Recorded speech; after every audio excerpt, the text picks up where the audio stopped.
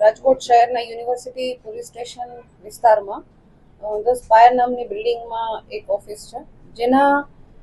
જેમાં જે ફરિયાદી છે અને એના આ જ ગુનાના આરોપી મૌલિક પ્રફુલભાઈ નાનપરા આ બંને સાથે મળી એનો પ્રોડક્ટ પેકેજિંગનો ધંધો શરૂ કરેલો હતો.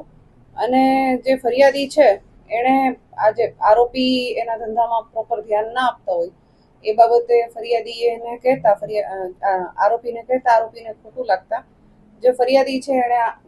આરોપી છે એણે ફરિયાદીને મારેલ છે, એના વાળ પકડી અને બીજા કોઈને કહ્યું તો જાનથી મારી નાખીશ આ પ્રકારની ધમકી આપેલી છે, જેથી આ મૌલિક નાનપરા વિરુદ્ધમાં યુનિવર્સિટી પોલીસ સ્ટેશનમાં ગુનો દાખલ કરવામાં આવેલો છે.